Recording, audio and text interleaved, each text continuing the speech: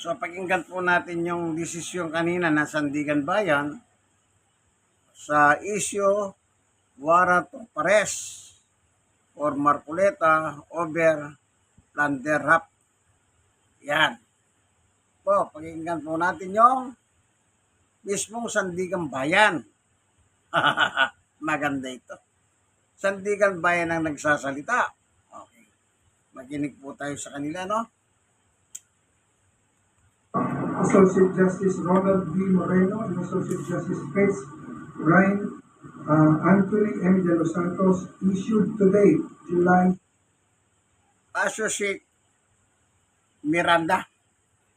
Yan nagsasalita po. 6, 2026. Warrants of arrest and hold departure order in criminal case E-SB-26-CRM-0018 for plunder against Senator Rodante Dizon Marcoleta, Michael Tan Defensor, Joseph Darius Espiritu, and Aristotel Baluyot Vera. The issuance of the warrant of arrest signifies only that after evaluating the records, the court found probable cause to believe that the accused committed the offense charged. Probable cause for the issuance of a warrant of arrest exists when the facts and circumstances would lead a reasonably discreet and prudent person to believe that an offense has been committed by the person sought to be arrested. Let me stress, yung warrant of arrest does not constitute a determination of guilt. Hindi pa guilty yan. All the accused continue to enjoy the constitutional presumption of innocence until their guilt is proven beyond reasonable doubt. Again, the court's proceedings are governed solely by the Constitution, the applicable laws, and the evidence properly presented before them. The court would want to remind the counsel who had appeared for the accused, and even Senator Rodante Marcoleta, who himself is a lawyer, that as officers of the court, they are duty-bound, together with the prosecutors, to uphold the integrity and administration of justice, to ensure compliance with lawful orders of the court, to conduct themselves and all persons acting under their direction with fairness, order, dignity, and full respect for the rule of law and the courts. Full respect for the rule of law and the courts is non-negotiable.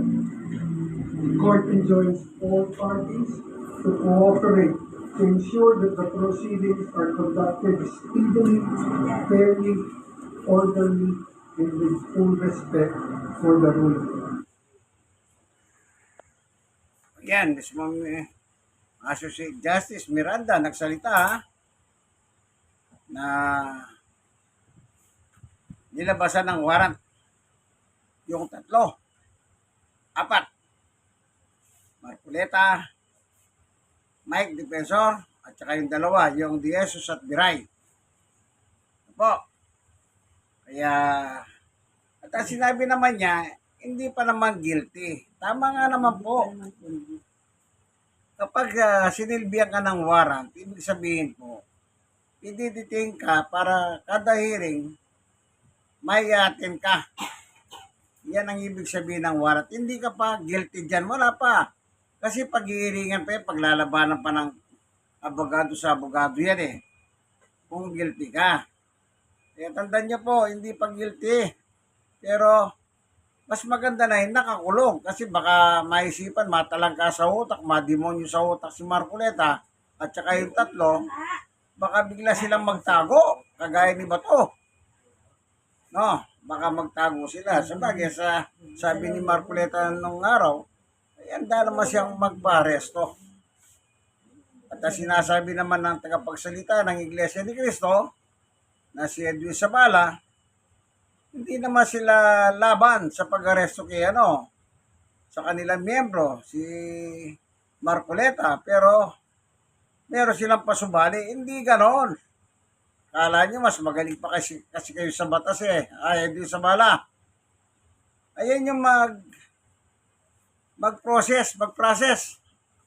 Ang hearing, talagang mapatunayan, hindi sapat ang ebidensya ng gobyerno, dismiss siya ang kaso. Wala naman problema dyan eh. Pero mas maganda, gumulong ang hustisya. Paano naman yung gustong makamit ang totoong hustisya, kagaya ko? Pero ginagamitan yung influensya, nagrarally kayo, pinapakita nyo, marami kayo. Hindi po pwede yun, hindi naman papayagan Diyos sa inyo kasi sa demonyo kayo. Yan ang totoo. Sa yung Iglesia ni Cristo, na itinayo ni yung mga Felix Manalo Sagon, Antikristo yan at saka sa demonyo yan, hindi sa Diyos yan. Kunwari, pa Diyos-Diyos pang mga yan eh. Ano ba? Kunwari, pa Diyos-Diyos. Baka naman yung Diyos na nilang tinatawag ay si Satanas. Ikalawang Korinto 4:4, si Satanas man po ay tinatawag na Diyos. O baka naman ang Diyos nila, si Satanas, hindi naman yung totoong Diyos. Yung sinasabi ni Jesus sa Mateo 6:9, Ama namin nasa langit ka. Baka hindi yon. Kundi yung sinasabi ni Apostol Pablo, ikalawang Korinto 4:4, si Satanas pala kanilang Diyos. O, yun naman ang totoo. Ang Diyos nila si Satanas eh. Bakit? Nilalang nila ang Diyos eh. Sabi ng Diyos, si Jesus ay Diyos. Ang sabi nila, ay hindi totoo yan. O, hindi ba kinakalaban nila? Hebreo 1:8. O, babasahin ko sa Biblia. Maganda binabasa natin sa Biblia. Yung sinabi ng Diyos, ng kanyang anak na si Jesus ay Diyos, gaya niya. Kaya huwag tayong Biblia. O, amen, ang Biblia ng mga pastor. Kailangan naaluan natin ang salita ng Diyos sa Biblia. Para fair tayo lahat. Ano po?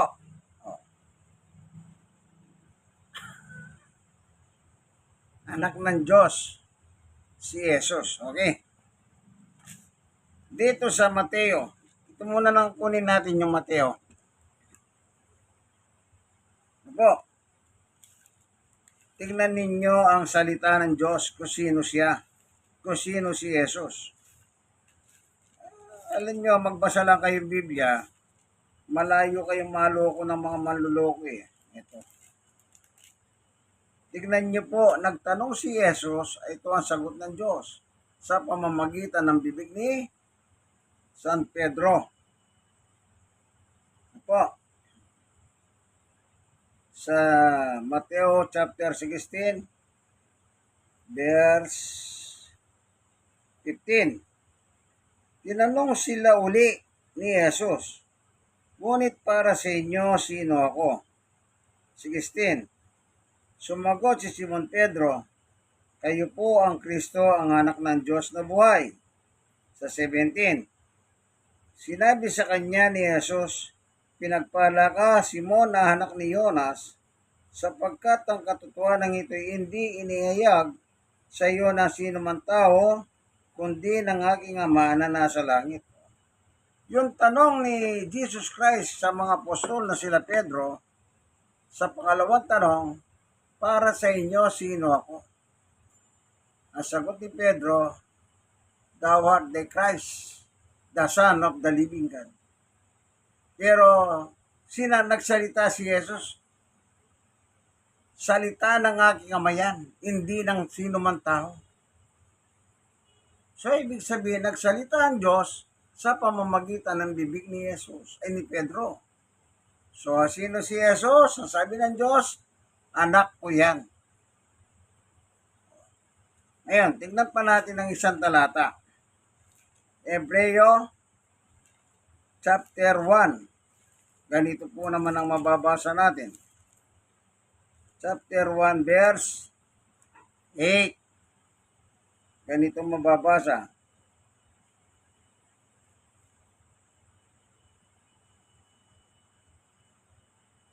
O basahin natin yung 6 muna. Hebreo 1:6. At nang isinugo ng Diyos ang kanyang anak na panganay At nang isinugo na ng Diyos ang kanyang panganay na anak ay sa sanlibutan ay sinabi niya, dapat siyang sambahin ng lahat ng mga anghel ng Diyos. 7. Tungkol naman sa mga halagad, ay tungkol naman sa mga anghel ay sinabi, ginawa niyang hangin ang kanyang mga anghel at mingas ng apoy ang kanyang mga lingkod. O, ito na, 8. Hebreo 1:8. Ngunit tungkol sa anak ay sinabi niya, ang iyong trono, O Diyos, ay magpakailan paman. Ikaw ay maghaharing may katarungan. Tinawag ba na Diyos na ang kanyang anak Diyos? Ayan, binasa natin. Tinawag niya. At siya'y maghahari ng may katarungan. Ang mahirap lang sa kanila, hindi nila matanggap na yung salita ng Diyos na tinawag ng Diyos ang kanyang anak na si Jesus. O 2 talata na yan. Isipin nyo, hindi pa paprueba yan? Hallelujah. Sige, makinig muna tayo ng baka meron na tayo naman makuha balita sa Sandigan Bayan. Okay? Patungkol sa Marcoleta na Sandigan Bayan siya. Sige, makinig po tayo ng class report sa Sandigan Bayan. Diyos. Officer on the ground dyan as we speak. So far, Peter at Rika, wala pa tayong nakita ibang senador na nandito ngayon. Wala rin dito ang kampo ni Attorney Mike Defensor at yung dalawang private individual na co-accused ni Senator Marcoleta dito sa kasong plunder. At bukod sa idagdag ko na rin, Peter at Rika, nag-issue na rin ito nga sa Sandigan Bayan ng co-departure order sa kanilang apat dahil na dito sa kasong plunder din na kanya kaharap nila. Okay. Just so marinig ng mga tagapakinig at tagapanood natin, paano in-announce kanina na meron ng inisyong warrant of arrest kay Marcoleta at Defensor at dalawang iba pa? Peter, kanina ay nagkaroon ng media briefing ang Sandigan Bayan. Ito kumpirmahin ko lang yung pangalan. Nagkaroon ng media briefing after nung hearing na Sandigan Bayan 3rd Division doon sa motion to quash ni Senator Marcoleta. Nagkaroon ng media briefing si Justice Carl Miranda doon sa kanyang opisina. Sinabi niya, first time niyang nagpa-press briefing after ng isang hearing sa kanyang 10-year career dito sa Sandigan Bayan na parang tanggalin na rin yung pag-aalinlangan ng publiko at ibang mga hindi kumpirmadong mga informasyon kaugnay nitong kasong ito. Sinabi niya mismo doon sa press briefing na nakapirmahan na niya ngayong araw ang warrant of arrest laban kay Senador Marcoleta at yun nga yung pagpataw din nila ng hold departure order dito sa apat na akusado sa kasong plunder. Bukod dyan ay sinabi rin niya na hindi sila talaga nag-issue ng warrant of arrest over the weekend. Kaya noong hinain ng Office of the Ombudsman ng kasong plunder noong Friday, hindi na sila nag-issue ng warrant of arrest at ngayong Lunes na in-issue ito. Okay. So in the meantime, nabanggit mo kanina na yung motion to quash ay didinggin pa lamang. Or, dinidinig na ba ngayon yung motion to quash ng kampo ni Marcoleta? Dinigit pa lang yan na Peter. Sinabi kanina ni Justice Carl na Carl Miranda na binibigyan niya ng 3 araw ang prosecution, ang team of prosecution na magsumite ng kanilang reaction kaugnay na itong motion to quash na request ng kampo ni Marcoleta. Nico, hindi naman pinipigilan ang kampo ni Senator Marcoleta na umalis ng Sandigan Bayan. Wala tayong nakita any kind of pagpigil mula naman dito sa mga otoridad. Ang nangyari kasi kanina pagkatapos ng hearing ay pumunta agad kami doon sa opisina ni Justice Carl Miranda para doon sa kanyang press briefing. At after yung press briefing ay nagtungo kami dito sa Sandigan Bayan 3rd Division Office sa labas nito dahil nasabi sa amin na nasa loob si Senador Marcoleta at nung dumating kami dito, may mga pulis na nandito sa labas at kanina nga lamang bago ako mag-live report ng situation dito ay dumating yung mga tauhan naman ng CIDG. And wala rin nagsasabi na siya ay nag-voluntary, ano tawag doon? Surrender. Dahil nandiyan na rin naman siya ng Sandigan Bayan. Wala pang impormasyon Rika kung ang senador ay nagbo-voluntaryo na sumuko dito sa mga otoridad. Mga ilan na yung tao ng CIDG na dumating dito? So far, ang mga tao kumain ng CIDG, siguro may mga less than 10 na CIG. Kanina nandito sila sa labas, pero wala na sila dito ngayon eh. So, pumasok na sila doon sa loob ng itong third division sa Sandigan. Okay. Wala kasi sila dito. Kanina nandito sila eh. Pero Meron bang ano? lang yung naiwan dito. Meron ka bang nakitang representative ng ombudsman diyan mismo, Nico? Wala kaming napansin Peter na wala representatives ng Office of the Ombudsman ngayong araw dito sa Sandigan Bayan. Bukod na lamang doon sa mga prosecutors na humarap kanina sa hearing ng motion to quash ni Senator Marcoleta. Okay, so ang malinaw po base sa report ni Nico ay nasa loob ng Sandigan Bayan si Senator Marcoleta at wala doon sina dating Representative Mike Defensor. Defensor at saka yung iba dalawa pa. Oo, na inisyuhan din Oo. ng warrant of arrest. Meron na rin silang whole departure order na issue na sa kanila, no? At yung motion na wag magkaroon ng warrant of arrest, yung unang inano kanina, dineclare na wala na, na natanggal na. Kaya nag-issue na po ng warrant of arrest, pero yung motion to quash ay hindi pa rin nabibigyan ng finality. Okay, ang tututukan po natin ngayon, relative dito sa flash report ni Nico kaninang 9:32 a.m. Ano po, yung pag-release nga ng warrant of arrest ng Sandigan Bayan 3rd Division laban kay Senator Marcoleta at tatlong iba pa. Kasama na dyan si Mike Defensor. Ano po. Kung papasok ba ang CIDG para arestuhin si Marcoleta, maghihintay ba sila dapat sa labas?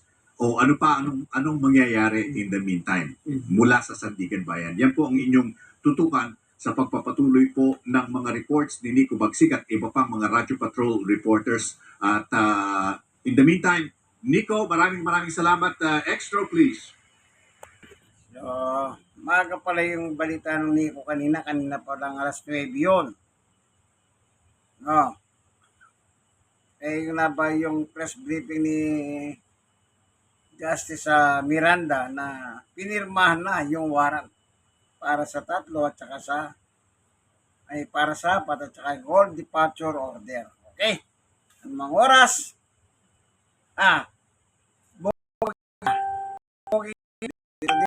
Litrato doon, litrato Sara. Dapat lang naman muna. Total, sabi naman ni Senador Marco, naman siya magpakulong. Di, magpakulong ka muna. At saka ka na umapila. At saka ka na magdadaldal dyan sa hearing na sinampa ng ombudsman, ni Jesus Crispin Remulla. Po, kahit tatandaan niyo po yan, ang taong bayan interesado sa ganito kasi pinag-uusapan dito mga batas. Kaya dito wala tayong political color batas ang pinag-uusapan. Ako gusto kong makapanood ng ganyan. Bakit? Matututo tayo sa batas. Yung mga iba dyan imbis na maniwala, naglalabas pa ng mga fake news. Ano sabi ng fake news nila nung araw? Nagkakagulo daw sa krame. Wala daw gustong mag-aresto. Senador Rodante Marcoleta. Kita nyo, ang fake news na yan. Ngayon, ang daming ng pulis at saka CIDG sa Sandigan Bayan. Hinihintay nang lumabas. Para, siyempre, yung posas. Di ba? Wala. Kayong mga iglesia ni Kulapo gusto nyo kasi manakot kayo, pinakikita nyo. marami kayo. Hindi po pwede yan. Hindi papayag ang Diyos dyan. Kahit gahano pa kayo karami, Diyos pa rin ang nakakahalam niyan. No? Kaya sana meron kayong natutunan sa mga ba. Wala tayong political color. Ano? Wala. Batas ang gusto nating matutunan. Inyong kaibigan kay Jesus, Brother Manny Bautista. God bless us all. Bye.